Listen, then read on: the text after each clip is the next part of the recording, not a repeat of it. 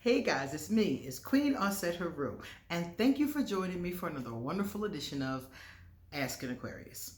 If you haven't already, please hit the red subscribe button, smack the bell directly next to it, and don't forget, please give this video a thumbs up, leave us a positive comment in the comment section, and pass it on to somebody else who might need to hear this.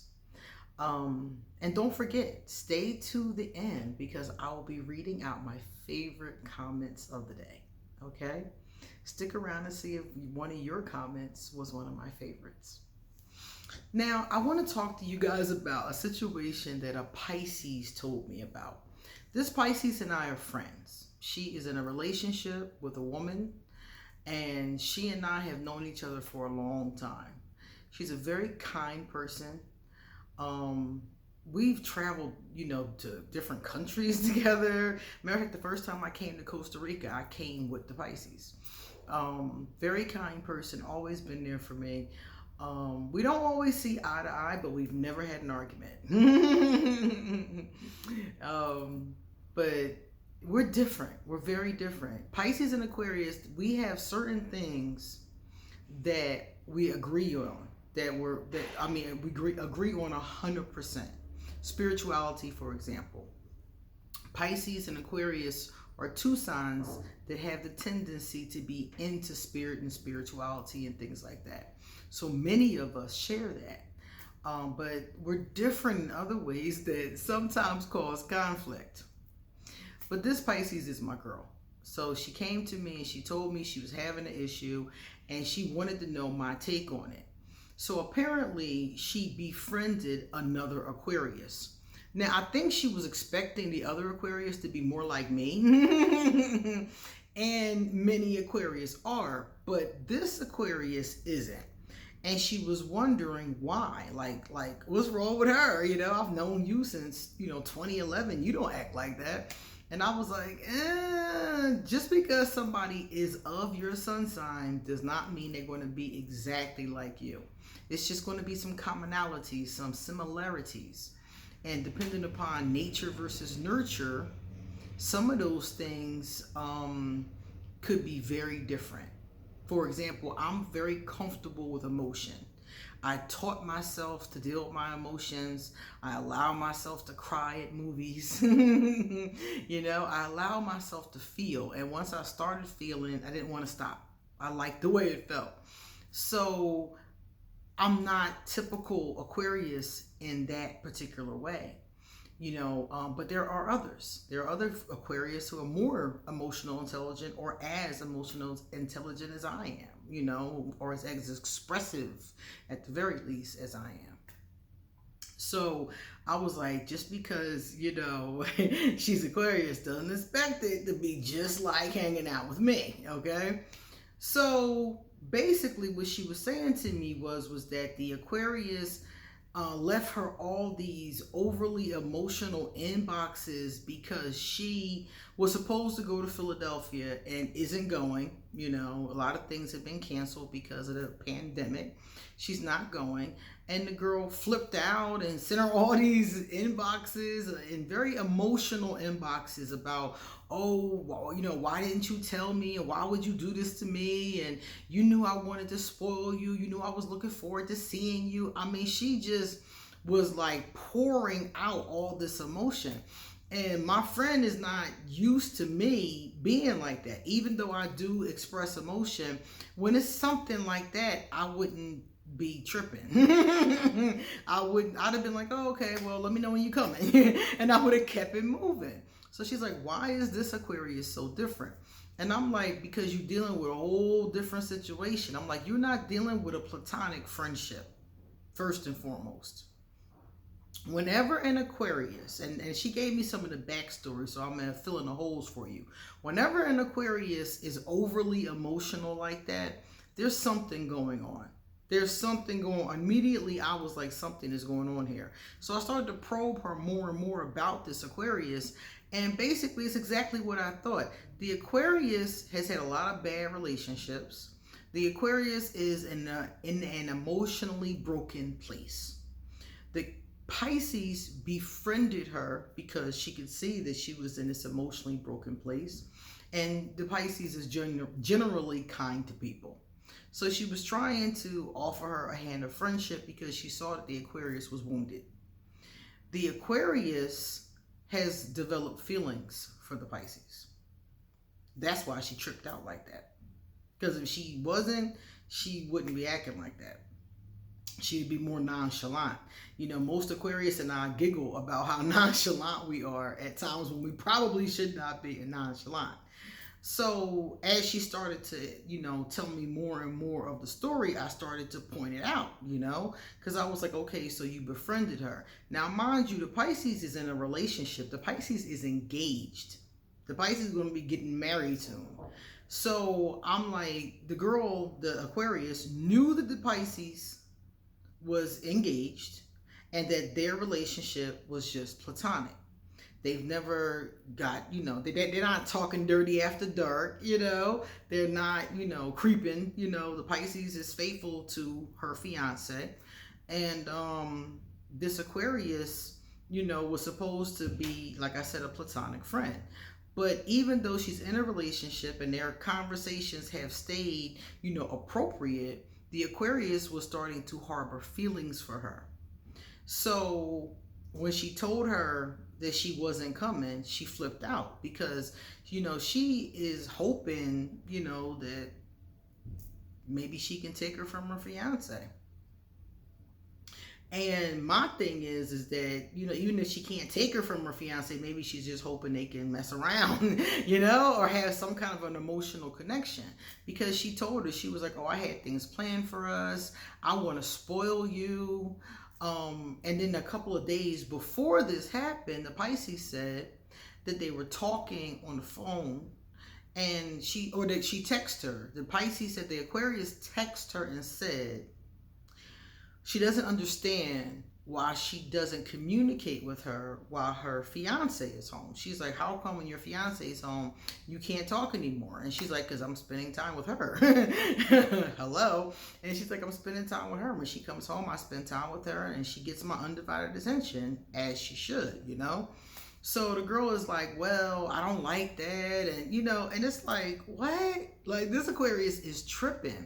And it's not like Aquarius to trip. Now, I'm not saying no Aquarius trip because sometimes we do trip. Sometimes we snap out. But in a case like this, she shouldn't be tripping. In a case like this, if it was just a platonic friendship with somebody that you met and y'all just cool and they might, you know, they got plans to come visit and y'all gonna hang, maybe. Not even a tentative plan. Y'all gonna hang maybe. And you flip out when she can't come. She got feelings for you. She's feeling you on more of a level than just platonic friendship. Just by the things that she's saying. I want to spoil you. Now, mind you, I have taken out a platonic friend and treated them many times. Many times, you know. That's no big deal. My platonic friends have taken me out and treated me. That's no big deal. I believe in exchanging of abundance. You know, I don't believe in being stingy and hoarding everything, you know. But her to be that angry with you because you're not coming, talking about how she made all these plans and wanted to spoil you and be alone with you. And she Aquarius too, and not a high vibrational Aquarius, a sad, depressed, lonely Aquarius. Nah. Nah. That young lady is feeling you. And her intention is to take you. To take you with her, or to cheat with you, or creep with you, or whatever you want to call it. So my advice, especially since she already done flipped out, you know, and, you know, told you how inconsiderate you are and snapped on you because you can't come in the middle of a pandemic. I mean, totally illogical. Like, that's how you know this whole Aquarius vibration has gone left. So my advice to you would be to leave her alone. Seriously, I would leave her alone. I would say whatever I felt like saying. You know, if I wanted to say something, you know, I'd be like, you know, I just, I'm not feeling this. And I'm in a relationship and I feel like there is a boundary being crossed here. You can be straight up honest, just like that.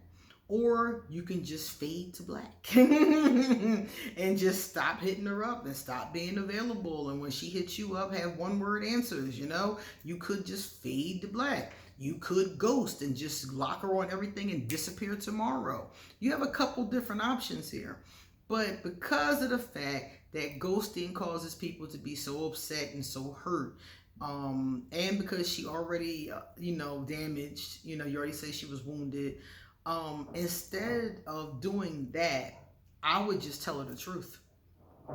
I would tell her the straight up truth and tell her that I was discontinuing the relationship because I didn't feel comfortable. I would just be honest with her. Because like I said, if you're honest with her, number one, she'll see what she did wrong and not to do that in the future with another friend that she makes.